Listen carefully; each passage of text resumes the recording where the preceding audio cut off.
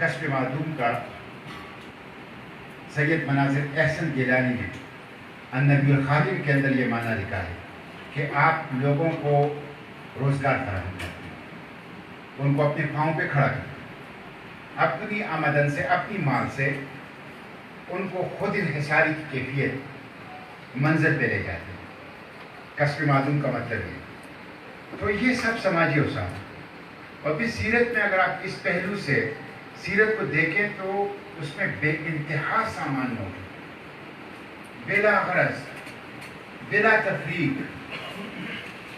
لوگوں کی خدمت کرنا، ہم پہلو انداز سے خدمت کرنا، اتنے ڈھیر سارے واقعات ہیں اپنے لوگوں کو بھی اور اپنے لوگوں کی بھی اور دوسروں کی، اور اس کے آپ نے بہت زیادہ تعلیم اور تاکید کرنا۔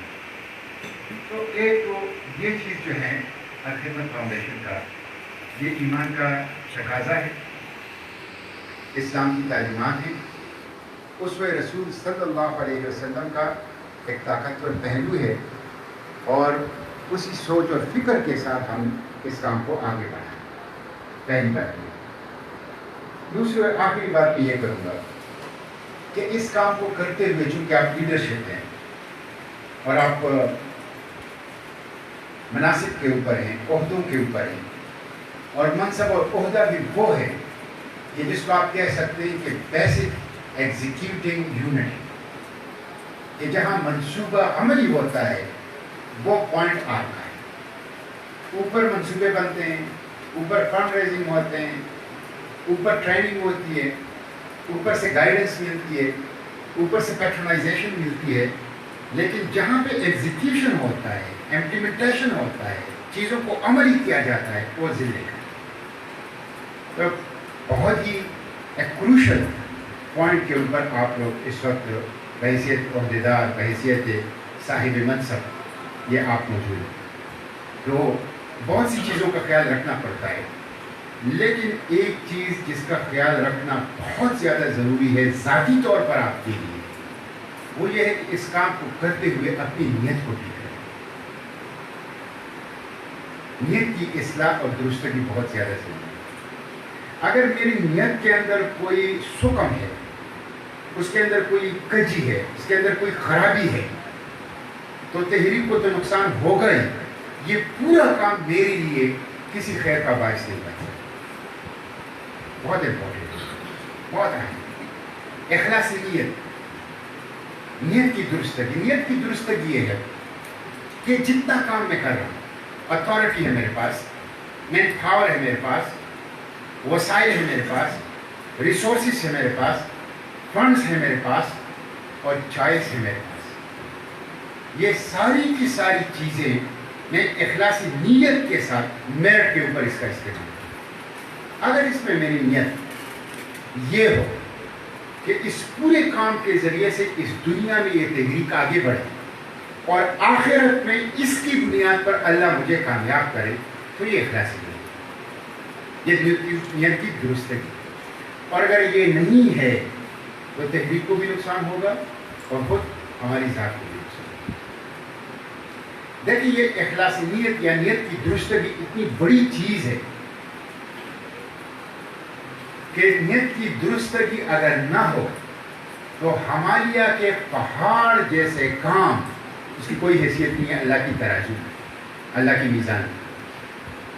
اور اگر نیت کی درستگی ہو تو بعض اوقات لوگ گھر بیٹھے وہ ثواب اور وہ مقام پا لیتے ہیں کہ جو بڑی بڑی قربانیوں کے بعد لوگ پاتے ہیں۔ میں آپ کو سیرت سے دو مثالیں دیتا ہوں اس کے تاکہ بات واضح ہو جائے۔ ایک حدیث مبارکہ ہے جو مسلم شریف نے روایت کی کہ اللہ کے پیغمبر صلی اللہ علیہ وسلم نے فرمایا کہ قیامت کے روز حشر کے میدان میں سب سے پہلا فیصلہ اللہ جو فرمائے گا وہ ایک شہید کا، ایک سخی کا، ایک عالم کا ہوگا۔ اور شہید نے شہادت کی قربانی دی ہوگی، سخی نے اپنی خون پسینے کا مان لٹایا ہوگا عوام پر، اور عالم نے مشکل سے علم حاصل کر کے ساری عمر اس کی ترویج میں گزاری ہوگی، لیکن اس کی جڑوں کے اندر، اس کی بنیاد کے اندر نیت کی درستگی نہیں ہوگی، اخلاصی نیت نہیں ہوگا، تو اللہ تعالیٰ اس کو قبول نہیں، فیصلہ ان کے خلاف۔ اب یہ دیکھیں کتنے بڑے اعمال، ہمالیہ کے پہاڑ جیسے اعمال، سخی، یہ جب شہادت بہت بڑی چیز ہے۔ اب آپ دوسری طرف دیکھتے ہیں ایک اور حدیث شریف ہے، ابو داؤد نے روایت کی ہے اور سیرت کی کتابوں نے غزوہ تبوک کے حوالے سے اس کو نقل کیا کہ غزوہ تبوک کے لیے جاتے ہوئے راستے میں، جس کو جیش العسرہ، غربت اور تنگی کا لشکر کہا جاتا ہے، کہ اس وقت بہت ہی کسم و کرسی اور غربت کی حالت اور بڑی مشکل سے صحابہ تیار ہو گئے۔ تو اللہ کے پیغمبر صلی اللہ علیہ وسلم نے تبوک کے لیے جاتے ہوئے راستے میں صحابہ سے فرمایا کہ مدینے کے اندر کچھ لوگ اپنے گھروں کے اندر بیٹھے ہوئے ہیں، لیکن آپ جو کام کر رہے ہیں، جس راستے سے گزرتے ہیں اور جس وادی کو پار کرتے ہیں، وہ آپ کے ساتھ ہیں اور ثواب میں شریک ہیں۔ انہوں نے کہا کہ یہ کیسے؟ ہم نے تو اپنے پکے ہوئے پڑوں کو چھوڑ دیا، فصلوں کو، بیوی بچوں اور گھروں کو چھوڑ دیا، گرمی اور سفر کی تکلیف اٹھا کے خطرات کو مول رہے ہیں، اور وہ لوگ گھروں کے اندر مدینے میں بیٹھے ہوئے ہیں، اور آپ فرما رہے ہیں کہ آپ جس راستے میں جاتے ہیں، جس وادی سے گزرتے ہیں، جو کام بھی کرتے ہیں، وہ برابر آپ کے ساتھ شریک ہے۔ تو اللہ کے پیغمبر سے فرمایا کہ ان کو عذر نے روک رکھا ہے، ان کی نیت ٹھیک ہے، نیت ٹھیک ہے، لیکن عذر کی وجہ سے رکے ہوئے۔ تو دیکھیں نیت اگر ٹھیک ہو تو وہ گھروں میں بیٹھے ہوئے تھے، اور دوسرے اللہ کے پیغمبر کی رفاقت میں اور معیت میں جہاد کے سفر پہ اور جیش العسرہ میں جا رہے تھے۔ یہ بہت بنیادی چیز ہے۔ جب یہ نیت ٹھیک ہوگی نا، ٹرانسپیرنسی ہوگی، جب نیت ٹھیک ہوگی نا، ایفیشنسی ہوگی، جب نیت ٹھیک ہوگی نا، میریٹوکریسی ہوگی، جب نیت ٹھیک ہوگی نا، نیڈ بیسس کے اوپر پروجیکٹس ہوں گے، جب نیت ٹھیک ہوگی نا، اس کے نتیجے میں خود بخود یہ کام آگے ہوگا۔ یہ بہت امپورٹنٹ ہے۔